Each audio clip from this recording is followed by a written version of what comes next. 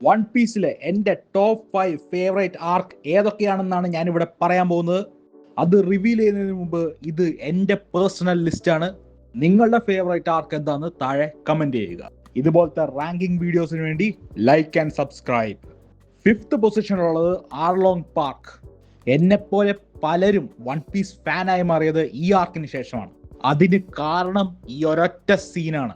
നാമി ലൂഫിനോട് help ചോദിക്കുന്നതും Luffy തൻ്റെ ട്രഷറായ straw hat നാമിൻ്റെ തല വെച്ചിട്ട് ഞാൻ ഹെൽപ്പ് ചെയ്യുമെന്ന് പറഞ്ഞിട്ട് അതിനുശേഷം ലൂഫി, സോറോ, ഊസപ്പ്, സാഞ്ചി ഇവർ 3 പേരും കൂടെ ആർലോങ് പാർക്കിലേക്ക് നടന്നു പോകുന്ന ആ ഒരു സീൻ എത്ര തവണ കണ്ടാലും എനിക്ക് മടുക്കില്ല. അതുപോലെ തന്നെ ഇതിനകത്തെ വില്ലൻ, വൺ പീസിലെ ആദ്യത്തെ മെയിൻ വില്ലനാണ് ആർലോങ്. ആദ്യം ആർലോങ്ങിനെ കാണുമ്പോൾ ഒരു റേസിസ്റ്റ് ഫിഷ്മൻ മോൺസ്റ്റർ ആയിട്ടാണ് നമ്മുടെ മുമ്പിൽ ഓട പ്രസന്റ് ചെയ്തിരിക്കുന്നത്. പക്ഷേ ഫിഷ്മാൻ ഐലൻഡിന് ശേഷം ഇതേ ആർലോങ്ങിന് കുറെ ലേയേഴ്സ് കൊടുക്കാനും ഓടയ്ക്ക് സാധിച്ചു. നമ്പർ 4th പൊസിഷനിൽ ഡ്രസ് റോസ. ടൈം സ്കിപ്പിന് ശേഷമുള്ള ദ ബിഗ്ഗസ്റ്റ് ആർക്കാണ് ഡ്രസ് റോസ. ഈ ആർക്ക് എൻ്റെ ടോപ്പ് 4ൽ വരാൻ കാരണം ഇതിനകത്തെ ക്യാരക്ടേഴ്സും ആ ക്യാരക്ടേഴ്സിൻ്റെ ബാക്ക് സ്റ്റോറീസുമാണ്. വളരെ emotional and sad back stories ഉള്ള ആർക്കാണ് ഡ്രസ് റോസ. കീറോസിന്റെ ബാക്ക് സ്റ്റോറി, ലോയിന്റെ ബാക്ക് സ്റ്റോറി, ഡോഫ്ലമിംഗോന്റെ ബാക്ക് സ്റ്റോറി, എന്തിന് ഒരു കോമഡി പീസ് എന്ന് തോന്നിപ്പിക്കുന്ന സെന്യോർ പിങ്ങിന്റെ ബാക്ക് സ്റ്റോറി വരെ one of the top 10 One Piece back story ആയി മാറി. പിന്നെ കുറെ അടിപൊളി മൊമെന്റ്സും ഈ ആർക്കിലുണ്ട്. ലൂഫിന്റെ ഗിയർ 4ന്റെ first appearance, Zoro versus Pica, the return of Sabo, പിന്നെ ഈ ആർക്കിന്റെ MVP ഊസാപ്പ് ഈ ആർക്കിൽ ചെയ്ത കാര്യങ്ങളുടെ ബലത്തിലാണ് ഊസാപ്പിന് ഇപ്പോഴും കുറച്ച് സപ്പോർട്ട് ഉള്ളത്. പിന്നെ വൺ പീസിലെ ദ ബെസ്റ്റ് വില്ലൻ ഡോഫ്ലമിംഗോ. പുള്ളിന്റെ സ്റ്റൈല്, പുള്ളിന്റെ വില്ലനിസം, പുള്ളിന്റെ ഡയലോഗ് എല്ലാം അടിപൊളിയായിരുന്നു. എൻ്റെ 3rd ഫേവറേറ്റ് ആർക്കാണ് ആലബാസ്റ്റ.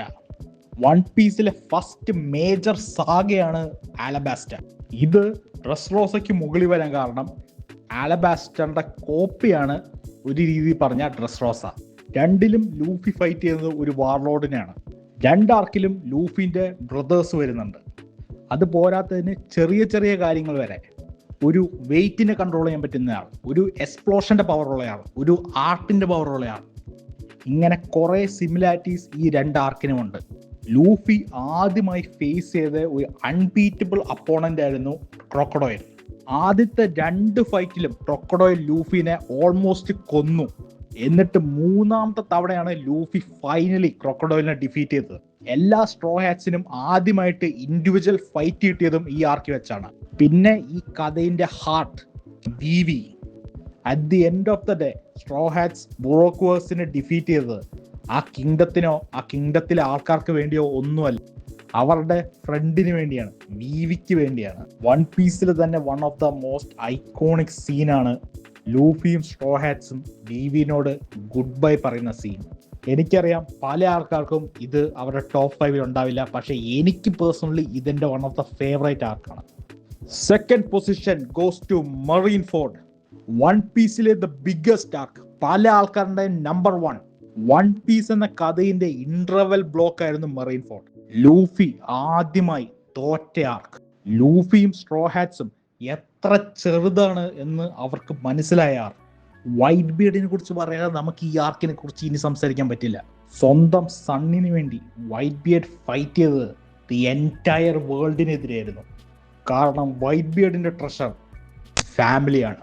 ഗോൾഡ് റോജറിന്റെ മരണത്തിലൂടെ ദ ഗ്രേറ്റ് പൈററ്റ് എറ തുടങ്ങിയിരുന്നുവെങ്കിൽ വൈറ്റ് ബിയർഡിന്റെ മരണമാണ് അതിന് ബൂസ്റ്റ് കൊടുത്തത്. വൈറ്റ് ബിയർഡിന്റെ ദ ലാസ്റ്റ് വേർഡ്സ് ആയ the One Piece is real ആനിമയിലല്ല ഫിക്ഷനിൽ തന്നെ one of the most iconic ഡയലോഗാണ്. അതുകൊണ്ട് തന്നെ മാങ്കയിലെ തന്നെ one of the greatest war ആർക്കാണ് മറീൻ ഫോർട്ട്.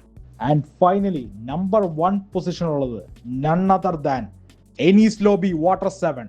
ഞാൻ ഇതിനു മുമ്പ് പറഞ്ഞായിരുന്നു ഞാനൊരു വൺ പീസ് ഫാൻ ആയത് ആർലോങ് പാർക്കിൽ വെച്ചാണ്.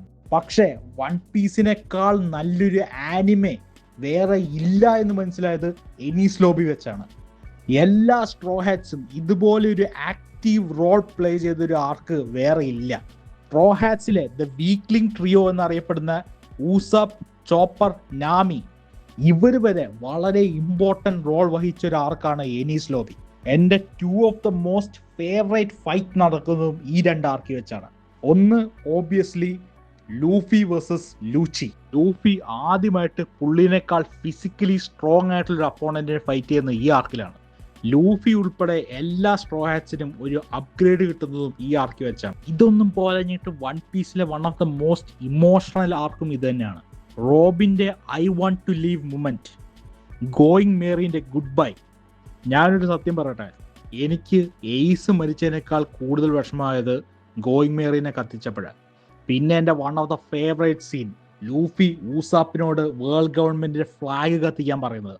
റോബിൻ എത്ര തവണ എന്നെ രക്ഷിക്കാൻ വരണ്ടെന്ന് പറഞ്ഞാലും ഞങ്ങൾ നിന്നെ കൊണ്ടേ പോകുള്ളൂ, അതിന് ഞങ്ങൾക്കെതിരെ നിൽക്കുന്നത് ദി എൻറ്റയർ വേൾഡ് ആണെങ്കിലും ഞങ്ങൾക്ക് പുല്ലാണെന്ന് പറയുന്ന ഒരു സീൻ. വൺ പീസിലെ എൻ്റെ ഓൾ ടൈം ഫേവറേറ്റ് ആർക്ക്.